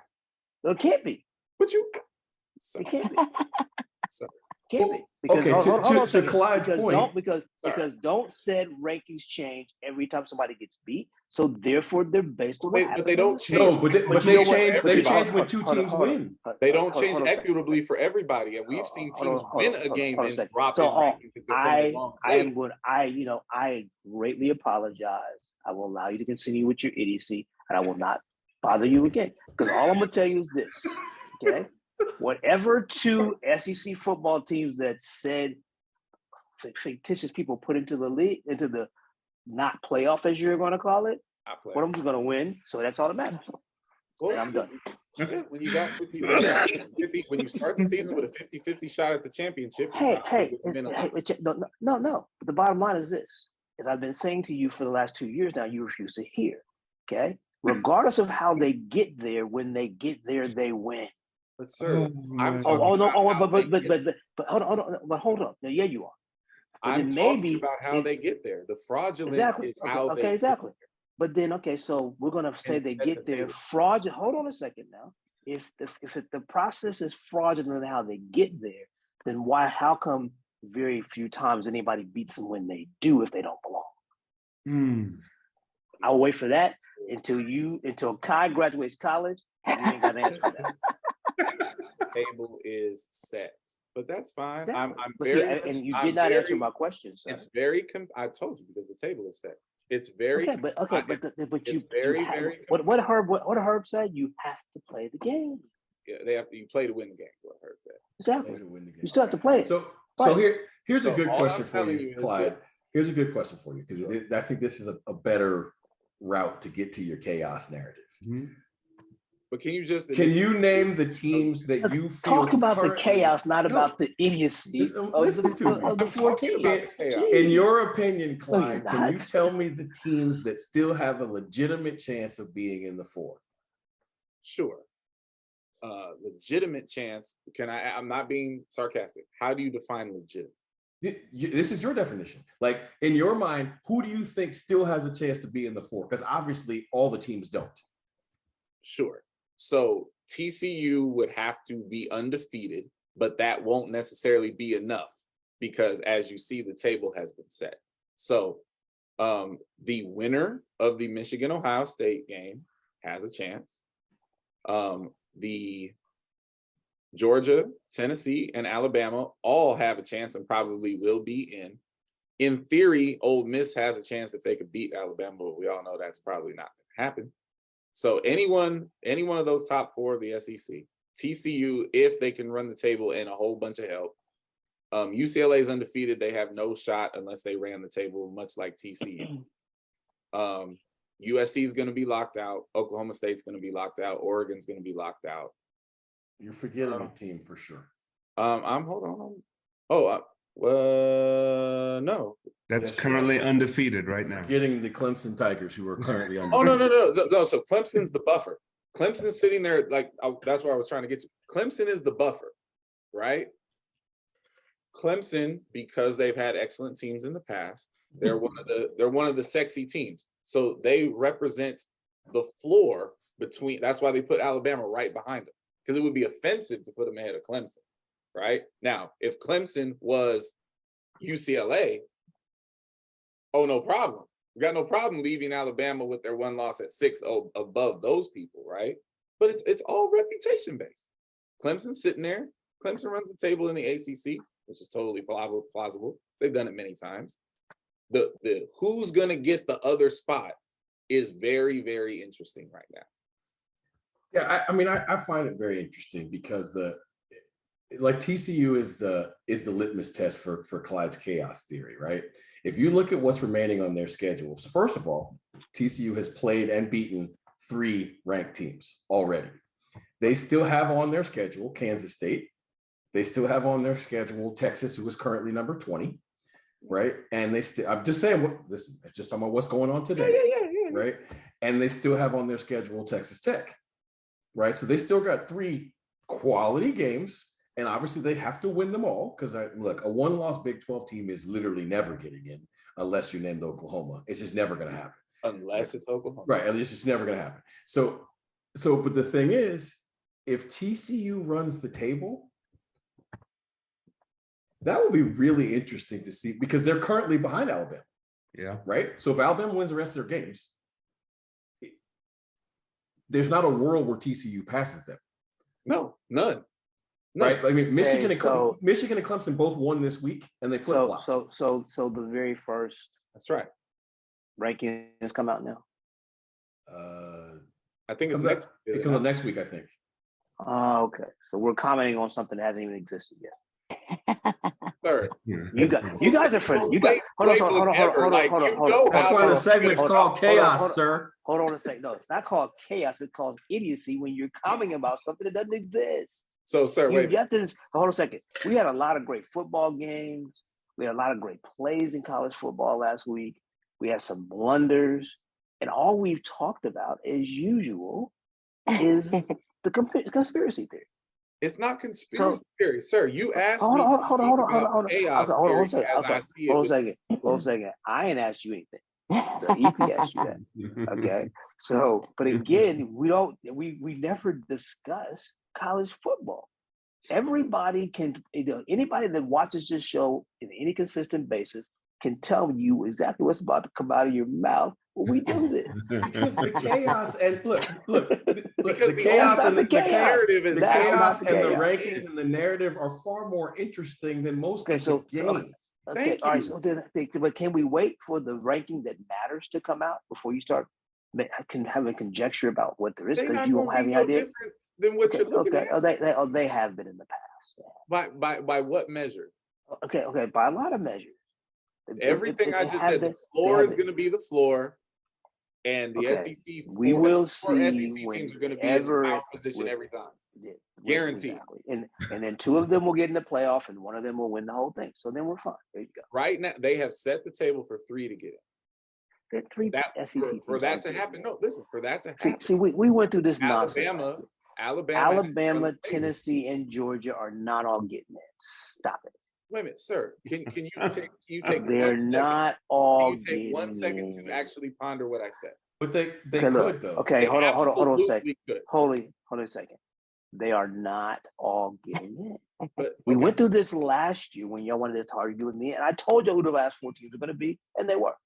Well, and last so, year I there don't know. wasn't a third. Last year there wasn't a third Okay, viable. it doesn't matter. Okay, there are 3 viable teams in the SEC. No, there's The 2 4 of on them, paper, right? Okay, hold on a second. 2 of them may get into the playoff. Okay, there will not be No, 3 2 are getting. SEC. That's a guarantee. Hold on. Okay, we will see. Guarantee. Okay, we will see. There's no guarantee.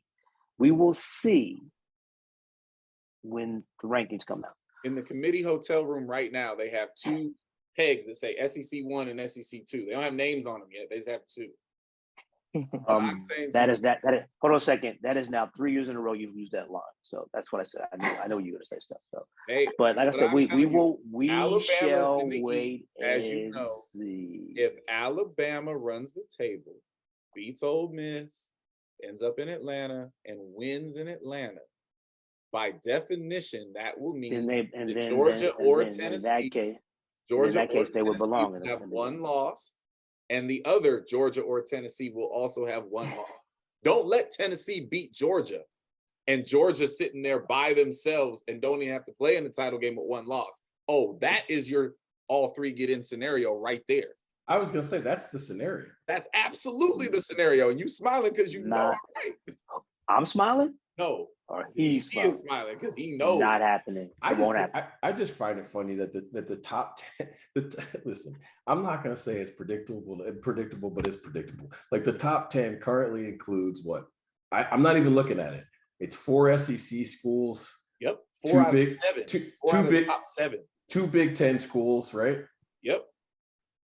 2 Pac-12 schools, but they're towards the bottom. Yeah, 9 and 10. Yeah, let's just say towards the bottom of the 10. So that's 8. 1 ACC school. Yep. That's Clemson, and 1 Big 12 school. Absolutely. Right. That's the scenario. Same playbook every year. It's the same playbook every year. Okay, hold on a second. So then let me be the idiot on the screen. Who's out in there that belongs? Sorry, it's not. No. See, we're not. No, hold on a second. I would just like one time somebody answer my question. I'm going. Every time I ask, no, you don't answer my question because you go as soon as you say it's not about that. All right, well, then you're not answering my question. Chew, you answer his question. No, I'm not. I didn't ask you. I don't. So you're asking me, but you don't want me to answer the question? No, I'm sorry. Okay, well, I don't want you to answer the question. What was Tennessee ranked before this weekend? I want to say 6. Okay, so 3 played 6 and 6 won, right? So they just flip-flop spots, right? Right. Am I correct? Yes. Bama went to 6 and Tennessee went to 3. Yep. Right? So that actually makes sense to me. But what doesn't make sense to me is Clemson started the week 4, Michigan started the week 5. They both won and they got flip-flopped. Yeah. Oh, but see, that's an irrelevant argument because neither one of them are SEC schools. No, this was the argument I was making earlier. It's just that it is very, very, it's very unevenly handed. The moves that happen from week to week. The rises and the falls are definitely. They're just very uneven. Depending on where you are. 100%. And then the $1 million question is, if there's what was uneven about? Sir, USC dropped all the way. Hold on a second. I'm talking to because USC lost to Utah, who was ranked number 20, who lost to Florida, who's unranked. No, I got all that. I wasn't talking about USC. I was asking I'm talking was Florida unranked? Was Florida unranked when they lost them? No, they weren't. Florida was not ranked when they lost to Utah. You're both wrong. You're both wrong. I'm telling you. No, because when he said they were, you smiled and shook your head. They were not ranked. So Utah lost to an unranked Florida team that then got ranked and has proven to should have been ranked. Right? So USC then loses to a Utah team who was lost to a team that has won 1 SEC game. Sure, I get that. But then the Pac-12 is such a vaunted conference because they beat up on each other all the time. No. So hold on a second. Hold on a second. Hold on a second. That was my statement, not yours. I didn't say Clyde said. That's my statement. So hold on a second. I just want to get back to my narrative in the first place. But the bottom line is when you're talking about there's nothing uneven about Alabama lost to the number 6 team in the country on their home field. Okay. USC lost to the 20th ranked team in the country on their home field, who has a horrible, whatever y'all track record. They lost to a team that's not ranked, that's not very good. That's interesting because the narrative forever is that the SEC is so overwhelmingly difficult because everybody's good in the conference, and even if you're a 3rd, 4th, 5th place team, like that team is better than the number 1 team in any other conference. So clearly in this case they are, because a team in the SEC that's not very good beat a team that you guys said was the best team in the Pac-12. So you just proved my point. So Sure. maybe you better So stop. holler at me when Gainesville loads up the private planes and flies to Utah. Hold on a second. For the Hold on a second. season opener. Okay, Let me that's know when okay. that's That's gonna happen. okay. Hold on a second. That's going to happen next year. So Awesome. now you know. Let's see how Right? that goes. Hold on a That'll second. be awesome. It Let's see how doesn't. that Hold on a second. It doesn't matter how it goes. Oh, it absolutely does. No, it doesn't. Actually, you're right. You're absolutely right. It doesn't. Because when they lose the game, Utah won't get credit for it. Okay, hold on a second. Utah won't get any credit for it at all. You shouldn't get credit for losing to a team that's not very good, or beating a team that's not very good. Sure. Is Utah a good football team, sir? Clearly, they beat the team that you guys said was the best in the Pac-12. So they must be a good football team. I didn't say that. Somebody on these tiles said it. I didn't say that. Oh, look, I'll be the first person I to say said weeks ago that USC was going to lose the game in Utah. I still look, and they did, but that does look. I had no qualms. The funny thing about the whole narrative here is that the Utah team lost to a team that's not very good in the SEC. They're 1-3 in the SEC. So none of that explains to me how Michigan and Clemson flip flops. That was my initial question. Hold on a second. See, I'm good with you, but I don't understand. I don't understand why they flip flopped either. Okay, other than Michigan beat up on supposedly a pretty good Penn State team, right? Mhm. And Clemson struggled a little bit with Florida State. To beat Florida State, yes. Sir, Yeah, I they have struggled a little the bit. answer. I have the answer for you. I'm only talking to you, EP, because Lucius is gonna believe I'm trolling him, and I'm not. Why did they flip flop? Because you have to set the table as well as you has can nothing to do with the for table. the Ohio State Michigan showdown. It's a No. better situation if when that game arrives. Okay, hold on a second. Okay, look, common sense. Michigan beat up on a Penn State team that was ranked in the top 10 at the time. They destroyed them. Yep. Clemson went into Florida State and struggled. That's why it happened. Okay. Has nothing to do with all this conspiracy theory. It's not conspiracy. It definitely is. It's definitely conspiracy theory. It's a system. Well, Okay. I will tell you this. And guess what? It'll be very If I'm voting for those positions, and I see those things happen, it's a natural thing to go, Michigan look pretty daggum good, man. They look real good. And Clemson, not so much. So maybe we flop them a little bit. Listen, wait. It isn't gonna matter. Joints come out. Because didn't Alabama drop from number 1 to number 3 because they struggled a couple weeks ago? Yeah, I think they did. To annoy who? Georgia. Hold on, forget the anointing. See, this is why I don't talk to you, because you are incapable of answering questions. All right, that's enough about chaos. I'm beginning to wonder, like, if there's like some kind of issue with you because you refuse to answer a question. No, I have. You refuse to answer questions. I answered your question. No, you didn't. Like my answer. That's not the same thing. No, hold on a second. No, because it wasn't an answer. It was you trying to be right, and you're right. Well, you're right. There's conspiracy theory. It's not about you're right. conspiracy. Three SEC teams are going to make the playoff. I didn't say that they're going to make the playoff. I said that the table has been set for it to happen, and that table would not be set for any other people for that purpose. It is a system as consistent as white privilege. This table gets set every year. That's awful. That's awful. SEC privilege and white privilege work the exact same way. That's awful. Okay, on that one, we're moving on. I'm moving on that. Because that's about to get ugly. You need to be ashamed of yourself. Same thing. It's a power structure designed. Hold on a second. Oh. Now, see, it's not racist. You are I wasn't calling it racist, sir. You're out of pocket. I'm not. You're out of pocket. I'm not at all. Way out of pocket. It's a perfect sports analogy. You are so far out of pocket. It's a perfect sports analogy. All right, wrangle us in. Yeah. No, wrangle them in. Governor, I hope the Tamiflu doesn't cloud your judgment on this Would You Rather segment. So, I know, right? We're warmed up. Would you Breathing. rather? Okay. Would you rather eat Jimmy John's or Firehouse subs? Firehouse. Ooh. Would Firehouse. Firehouse. Firehouse. Firehouse is great. Would you rather beat Texas State in football or beat Texas State in the 4x1? 4x1. I'm surprised he paused. Yes. Would you rather sleep on an air mattress or on a sofa bed? Sofa bed. I have I- never had a good experience with an air mattress in my entire life.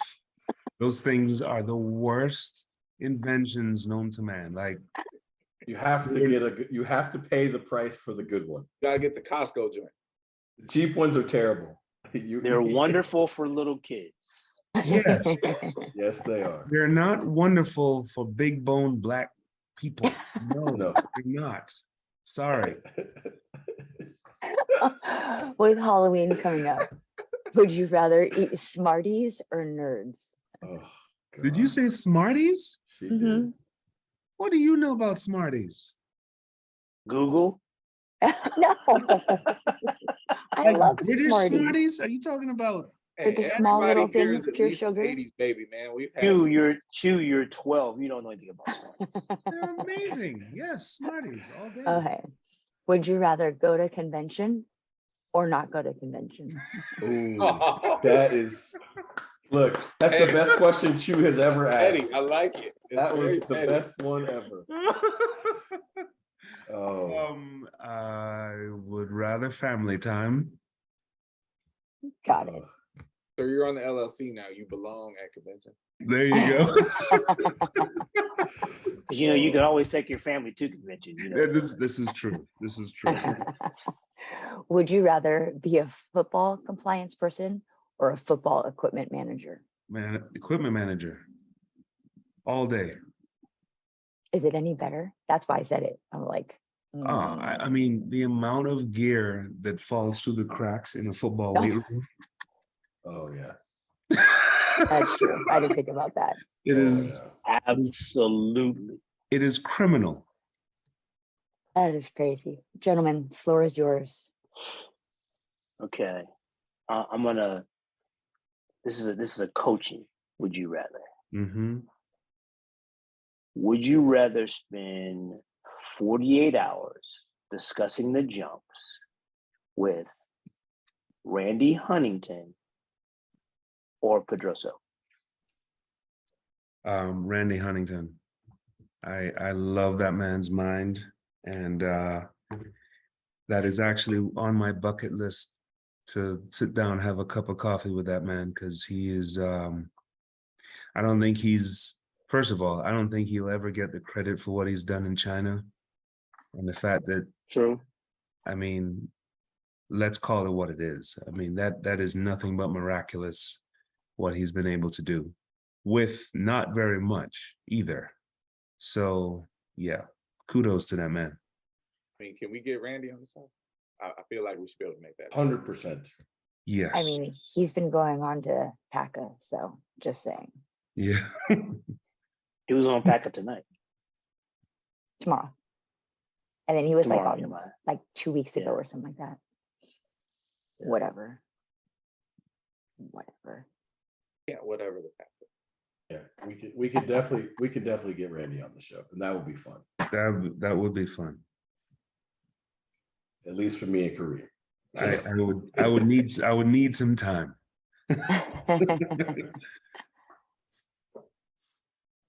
Hmm. Hmm.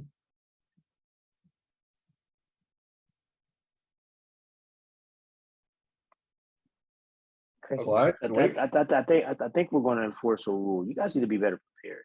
I mean, you know, for a week the man was going to be on the thing, and then you can't it takes forever. to Okay, ask a question. wait a minute. Pause. You, sir, Lucius, might be the only one, and I'm including Chu, the only one who knows who's going to be on when the show starts. You are the only one that knows. No, Lamariano knows. No, he doesn't. He knows. No, he Yes, I absolutely do. does not. Yes, Oh, yes, I he do. does. All the time. Yes, he does. Yes, I do. Because on more than one occasion he has told you who was on. I definitely do. I definitely do. Okay. So that would leave you. Oh, I definitely don't know. I have no idea. I'm surprised every week. I'm All right. surprised. Exactly. All right, Governor. Mine is, I guess, relatively simple. Would you rather go to Game 7 of the World Series, the Super Bowl, or Game 7 of the NBA championship? NBA championship. No matter where it is? Yes. What if it's in Utah? The NBA championship? Possible. Game 7? Sure, it's possible. Oh, hell yeah. Okay, just making sure. Yeah. But look, I have been around in long enough to understand, like, first of all, Game 7 in the World Series has a really, really good chance of being very cold. Okay? Has Yes. a very good chance. There is a Same shot of thing, that. it has a, I mean, football could be in a dome, but I know for a fact that being in that crowd is not the same as being in a regular season where you have an equal amount of fans. I mean, it's different. But NBA Finals, Game 7? Oh man. Hey, look, I'm with you, and we're gonna be in Utah or wherever it is, eating firehouse subs, brother. Let's go. Let's go. Love it. I did forget about Firehouse Sub has a pastrami sandwich I love. So Oh man, trust me. yeah. That's so funny. Jimmy John's is always more convenient, but Firehouse is the move. I had a bad experience with Jimmy John's and I've never eaten it since. Oh man. All right. So I want to kind of be nice to you, Governor, because I like you. Well, thank you. Appreciate it. So who's gonna win the NFC East? The NFC He East. said, "I want to be nice to you," and he asked the question after No, it's a the legitimate after the man's team took a punching in the face from the Eagles. But no. But they have excuses if they want them, right? We've seen enough evidence right now. You see this right here? You know I what know that is? I know they're in third place. That's all I'm saying. I know. I believe the Eagles will win the NFC East. See, he's a rational man. That's why I respect him. You know what I heard all damn week? Don't say the Cowboys. All week. Well, No. of course. I mean, No way. sir, I live in Texas. The Cowboys are winning. The Cowboys are 11 times Super Bowl champions in a row because they're going to win it every year. Oh. Dakota is returning. They're going to run the table. That's all I heard all week. So I wanted some clarity from an actual. No. Well, I sat in a room today with 3 very rabid Cowboy fans, and they all 3 said they just hope they can make the playoffs. Yes, that is my hope. That is my hope.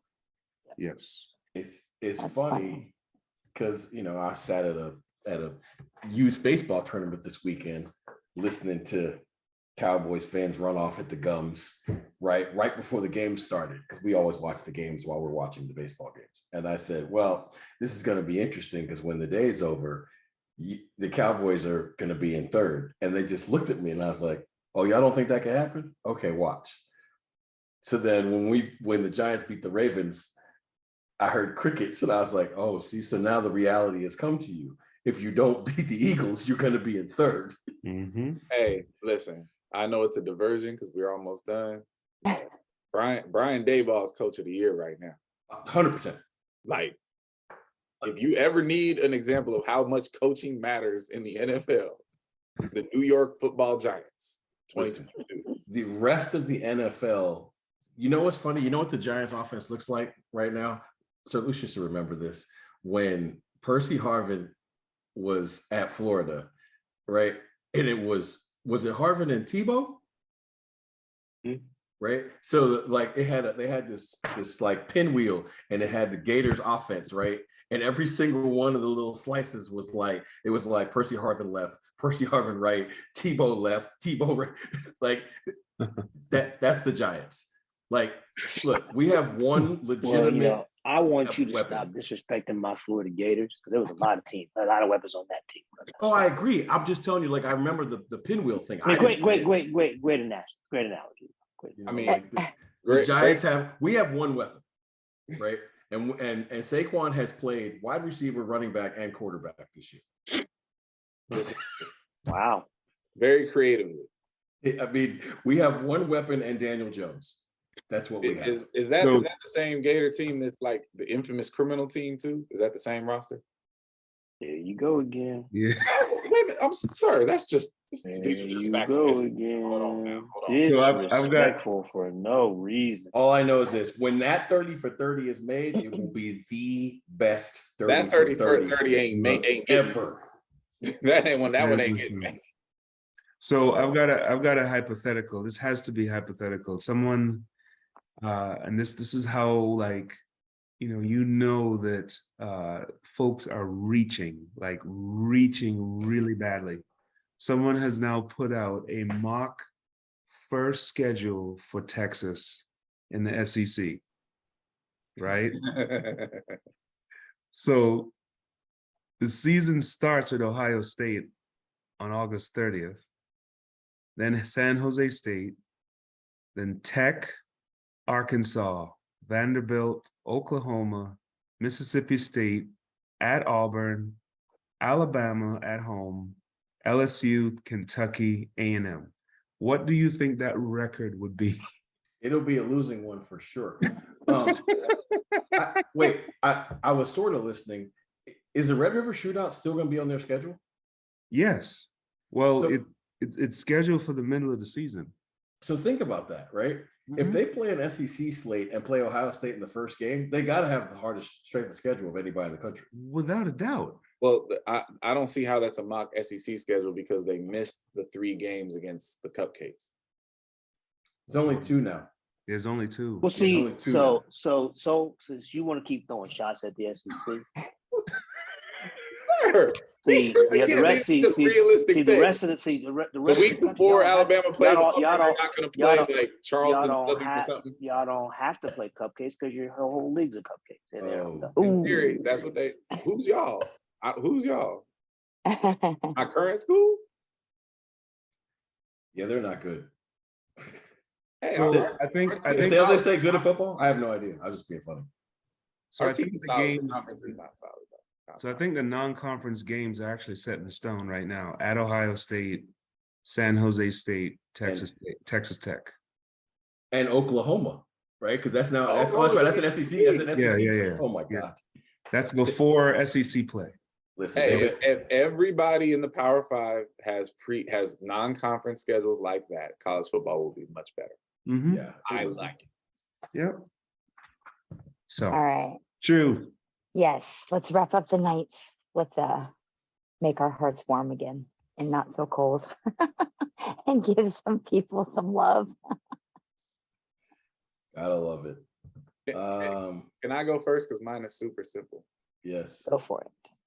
My heartbeat props this week actually go out to Sir Lucius. Because if you follow the Florida Gators social media, not Lucius himself, because I know he don't run the media team, but the Gators have spent the last week, it's not even subtle flexing, just flexing. Mm-hmm.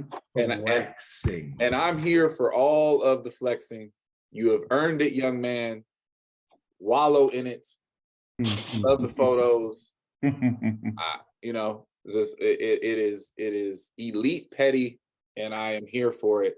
So keep making sure that stuff gets done because it is awesome. I'll say this, Clyde. This is when the first set of pictures came out. Honestly, this is how I felt. My work here is done. Oh no, it's taken me 2 decades. It's been flex week. He will tell you it has taken me 2 decades for this dude to finally admit he's the Godfather and he's great, and that people actually should genuflect and kiss the ring. So I'm just gonna pile on, and we're just gonna keep it at this. But you forgot about the video, guys. No, I haven't. I didn't forget about it. You forgot There's a video? you forgot, George Clinton. You forgot the subtle. I know, right? Oh my I God. know when I said that, I was like, oh no. Oh, that Yes, video. he did. My God. Yes, he did. He flashed him up.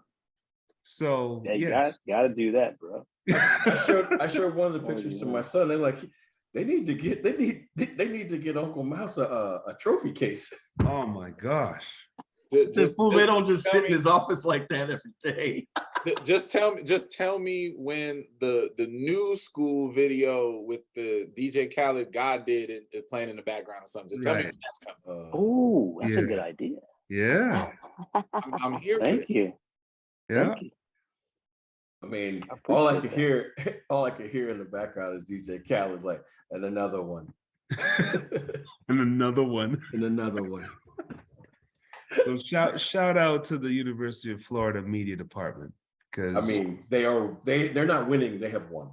They have won, yes. All the other media departments are just throwing in the towel, like, listen, we're just, what, he's gonna retire at some point. We'll be good then. As much as I would love to just leave it there, I do have to give a heartbeat prop to somebody who is very near and dear to a couple people on this show, because this young man is a young coach who is doing all the things the right way and is a product, in his own words will say it, he is a product of Coaches Collab, and he is a product and an avid viewer and note taker of Athletics LLC. And he very, very recently called me incredibly giddy, and he's taking a new job. He was talking about the coaching carousel, and he's like, now I feel bad because I'm adding to it. He's taking a new job as associate head coach at another program, and that is absolutely awesome. So I want to send my shout out to one Mr. I have a question. Is it a secret who this person is and where they're going? I was literally, I don't know. I don't know if I can say where they're going, but I am going to say his name. Okay. His name is Lane. Wait, His name is Lane. Wait, What? do you know that he's resigned yet? I know that when I talked to him, he said he was going to, and I said, I won't say the place, but I'm going to say your name. He said, okay. So I'm going to say his name. His name is Lane Fletcher, and he's an amazing young man. And he, like I said, he is literally a product of Coaches Collab, and I think that is tremendously awesome. Lane, you can use this as your letter of resignation. If you haven't already, right? If you haven't already, you have now, buddy. Yeah. So I want to give my heartbeat props to one Miss Parker Valby. Parker did something that was pretty phenomenal. She ran 1858 on a course that's certified to be, 6K, which is a phenomenal run. Parker, struggled off and on with injuries here. Also want to give a shout out to her coach, Chris Zielinski, for, having the ingenuity and working with our trainers and our strength and conditioning staff to get Parker to this level. But I also have a message for the .com people out there. Shame on you. The comments and such about how Parker got here. I'm gonna go a little Mike Gundy, I think is one of the Gundy boys. Now I'm a grown man. You want to attack me, attack me. Chris is a grown man. If you want to attack Chris, attack Chris. Leave Parker alone. She's just a great young lady out there busting her ass every single day to try to be one of the best ever. And you guys want to try to take her shine away. So my suggestion to you is, first of all, if you got something you want to say to me, just call me up, talk about it all day. But please leave that young lady. And let's learn to recognize people and have them, praise their hard work and quit tearing them down because you can't do what they do. Sir, that's extremely well said, but I'm sorry. I am not ignorant to her performance, but I am ignorant to what the hell you're talking about. Please don't tell me that the .coms are out there saying that y'all done drug the girl up. Yeah. Are you, man? Look. Wow. All right, I'm cool. That's what's, yeah. Okay. Yeah. Wow. Yep. Oh no, so the whole Florida program's on drugs now. Yeah. I mean, we've heard that, but now you're doing it with the distance runner, so you just rude. Exactly, yeah, exactly. I'm just disrespectful now, I guess. So. Got it. Oh my But goodness. anyway, leave that young lady alone, please. Wow. That's Yeah. crazy. All right. Well, I'll piggyback Lamar's and just good job, Lane. So pack that one in. But other than that, this was a great episode. Good information, good story sharing, and nice notes for the most part. But other than that, so everyone have a great week. Happy homecomings for those of you who have homecomings. Be safe, and we'll see each other soon. Bye, everyone. When the lights come on, the roaches get to running. When the lights come on, opponents mess the plumbing. Heard you like it warm, hot, knife the butter. Truth hit them hard, knock them off that rebuttal. Tsunami, tidal wave to your puddle. Tough love, punch you in the arms, little brothers. Athletics, LLC, there's no others. Track and fields, pacing with pill to go further. Hey, Wile E. Coyote, it's road runners. Feels like you know us, you've been with us the whole summer. If not for this quarantine, these four corners wouldn't be here, but we here, so start learning. You gotta earn your stripes, gotta get your scars. Show you how to fight, but show us who you are. You lack experience, but still you wanna talk. And who is actually talking to? Your circle's kinda small. Heads prevail when the backbone's strong. Gotta keep it coming, no, it won't last long. Pass and fail, then sell the sad song. And if you don't check yourself, then that's wrong. Just trying to give you the real that you asked for. So why you keep cutting us off to ask more? We put it in slow-mo, but you fast forward. Athletics, LLC, the task force.